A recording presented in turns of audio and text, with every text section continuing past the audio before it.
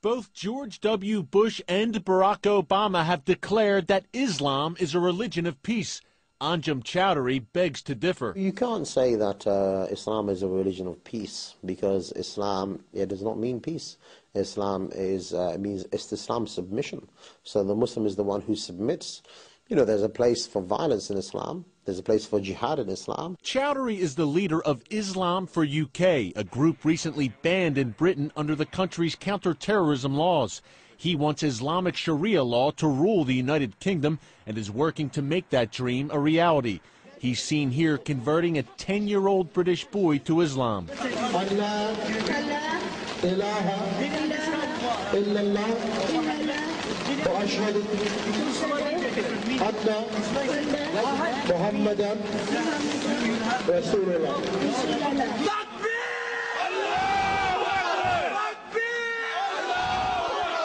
Islamic radicals in the United States are usually pretty savvy. They wear suits and ties. They speak, at least publicly, in moderate tones. But here in London, it's often a different story. Anjem Chowdhury has praised the 9/11 hijackers and called for the execution of Pope Benedict.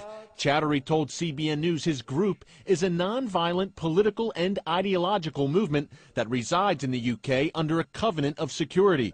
Yet he openly praises violent jihad. The Quran is full of, jihad is the most talked about duty in the Quran after Tawheed, belief. Nothing else is mentioned more than the topic of fighting. Several former members of Chowdhury's group have been arrested on terrorism charges. A very significant number of former al-Muhajirun people were involved in terrorist plots against this country. A number of people have actually gone to Afghanistan, joined the Taliban, and died fighting for the Taliban. Chowdhury refuses to condemn acts of terror, including 9/11 and the July 7, 2005 London bombings, which killed 52 people. What were your thoughts on the 7/7 bombings? Did you condemn them? Did you support them? For the people who carried it out, it was legitimate. If you look at the will of Mohammed and Shijat and Veer, they will justify, and they will bring many verses from the Quran and many statements to say that that's the Islamic argument. And it's a difficult Islamic argument to refute, and there are many scholars who support that argument as well. Chowdhury says his group is merely following core Islamic teachings. He says Islam is much more than a religion. This particular belief is more than just a religion. It's not just a spiritual belief. It is in fact an ideology which you believe in and you struggle for and you're willing even to die for because you believe in that. That is your whole life. He seems to relish being called Great Britain's most hated man, pledging to continue his rallies, calling for the overthrow of the British system. Eric Stakelbeck, CBN News, London. Eric is with us now. And Eric, how does Chowdhury's opinions, or how do his opinions differ from what would be considered the more moderate Muslim? Well, Pat, one word: honesty. Anjem Chowdhury tells you exactly what he thinks, exactly what he feels. He wants Islamic Sharia law, he supports jihad, and he doesn't like Christians and Jews. And he'll tell you that to your face, Pat. It's a lot different than here in the U.S. You know, I've interviewed so many Muslim leaders, supposedly moderate Muslim leaders here in the U.S., who tell me one thing on camera, but behind the scenes, when they're talking to fellow Muslims, they say quite another thing. It's the old Yasser Arafat rule, Pat. Say one thing to a Western audience, another thing to a Muslim audience. I think our viewers should consider this interview with Anjem Chowdhury an education.